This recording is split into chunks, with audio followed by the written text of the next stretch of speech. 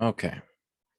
So, working on it's just going to be like the first of many um the first of many things that I'm going to be going over and just kind of giving my opinion coupled with um yeah, thoughts and just trying to kind of explain concepts in a way that makes it easier for the lay person to understand. Now, I have a lot of free time with my the work that I do to get a lot of reading done. So these are two of the books that I'm currently reading through that are impacting a lot of my thought on today's subject, which is socialism and decolonization, and what those two things kind of look like in the modern world, and how in an ideal society going forward they would have to be interconnected. And this is specifically applying to the United States. Now, Ngugi wa Thiong'o, I'm probably mispronouncing his name. Of course, I do not speak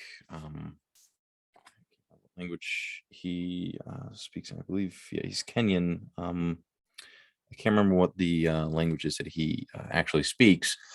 I don't speak it, so this is my mashing of his name in my own language, which I'm sure when the English colonized Kenya, they did his. So he wrote this book, Decolonizing the Mind, and it's talks about the usage of language and in the decolonization process, something that is ongoing still and will likely go on until there's some actual dramatic change in the world, which there hasn't been, unfortunately. But that's why we do what we do. I'm currently, so I've got a lot of notes written down for what my spiel is today, and I just so it's not an hour of staring at my face or however long it takes. It might only take 30 minutes. It might take 20 minutes. It might take 10. But so it's just not that entire period. I'll probably overlay some pictures to kind of emphasize different points throughout what I'm discussing.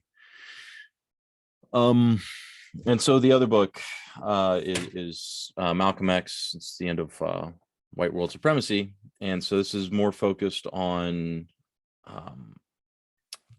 the American experience for African Americans. Because I bring those two books up just because as I've started reading them, and I'm going to be finishing up reading them tomorrow, and this will be part of a series that I do. I'll definitely have to go deeper into the subject of decolonization, especially with all the hubbub that's going on now throughout the movement, as it were. There's a lot of shit getting bandied back and forth on the subject of decolonization, race, how it all relates within the United States, how that and that all ties in very directly with the current conversation on patriotism and nationalism, and the alleged intersection of those and socialism in the United States, and and the Communist Party of the United States. I think pretty fairly rebuffed the attempts by these so-called patriotic socialists to enter the organization and the movement. I'm not a big fan of that sort of thing. And granted, this is one of my first videos, so I don't have any I don't have a lot of data or material published myself that I think it really gives me a lot of credence to do polemics against those sort of things. And I think polemics are very important. Any Marxist literature you read, you grab the stack of it that I have been reading regularly. Oh, what do I have? I have all sorts of shit in here. But so if you read through any of these, State and Revolution, Guerrilla Warfare, Mao Zedong, What's to Be Done, any of this stuff is rife with polemics. Okay, because there's an arguments to be made and debates to be had, and in the past, this was done through writing, through literature. There wasn't this mass media that we have to take advantage of. It's easy enough to put on a YouTube video or to put on a podcast and sit here and just listen to people make their arguments one way or another. And I'm not going to particularly drop names specifically. I'm not at the point yet where I'm going to, and I think in the future I will. I think it's an important part of the process, but this is a platform to take advantage of that sort of thing. And you have to focus on these individuals, and you have to argue against the points they make, because a lot of people make a lot of very bad points, I think, and they show a lack of understanding of Marxist-Leninism as a science and as socialism as a political and economic ideology, or position of ideology, communism in general. A lot of study needs to be done by these people before they start making the blanket statements that they do. And it shows a lack of understanding of both history and of the science itself when they make these sweeping claims for the ideas of patriotic socialism. Like the United States as a whole, like when you talk about patriotism, it's about love of country and its devotion to country.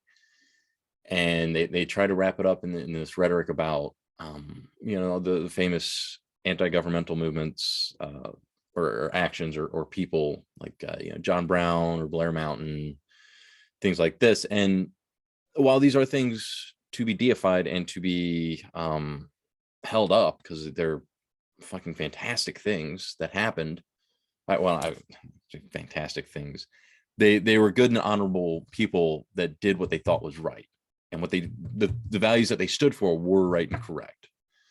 The values that they stood for were in direct contradiction to what the United States was founded on. The United States of America was not founded, and to this day does not stand up for those values and liberties that those people fought for. Full stop. Any good change that's happened in this country and our society, it has come about in direct contradiction to what this country stood for. And to say it's anything other than that is to kind of ignore those struggles in my mind, because it's trying to say that those are the true American struggles, and the true American struggle is wrapped up in that flag. The flag I wore for a long while, and I refuse to wear it to this day, just because it's not something that I can stand for. It's not something that anybody should stand for. There are far better symbols to use. There are far better rallying cries to use. I think for the purpose of convincing, rural or right-leaning Americans who have legitimate working class grievances, trying to convince them in kind of deprogram the capitalist propaganda that's been pushed our entire lives. And we are all victims of this propagandization campaign that's been conducted ever since the foundation of this country. It's rooted in the very soil of this land.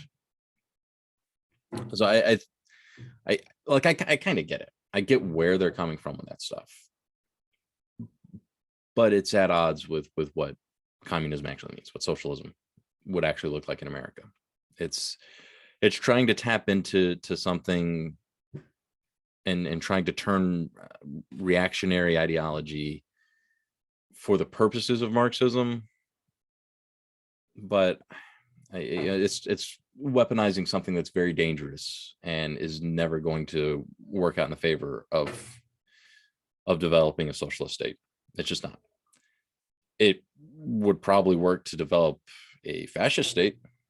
There were certainly undercurrents in taking advantage of that, and you look at the best example of it in 1930s in Germany. They took advantage of a lot of socialist rhetoric. They didn't implement very many socialist policies, and nationalized most, or they privatized most of their national industries. They put in some form of a welfare state that was specifically for certain races trying to develop an ethno-state.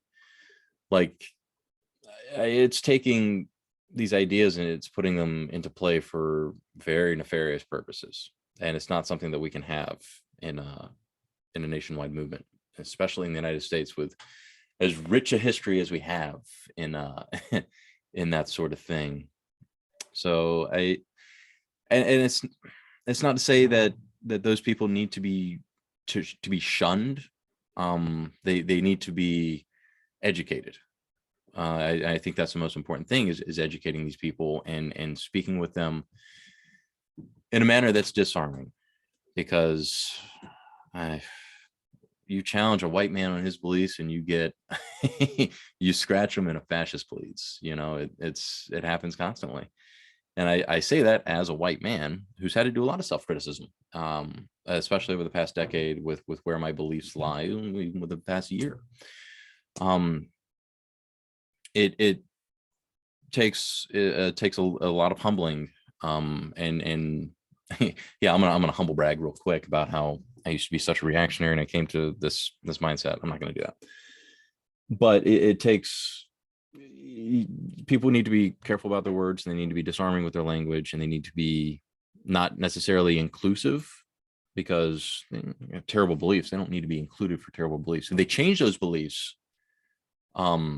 certainly, if they have an epiphany, if they see the light and they realize the error of their ways, if they make good on the error of their ways, if they try to change it for the better, if they can actually apologize and change their viewpoints to be more in line with what actual Marxist-Leninist thinking is, I mean, by all means, the movement's infinitesimal in the United States. It's small, it's tiny.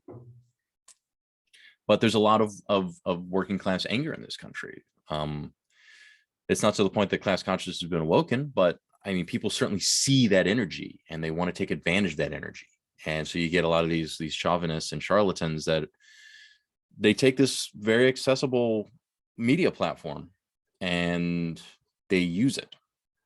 I mean, that they try to tap into that energy and move it in a dangerous way.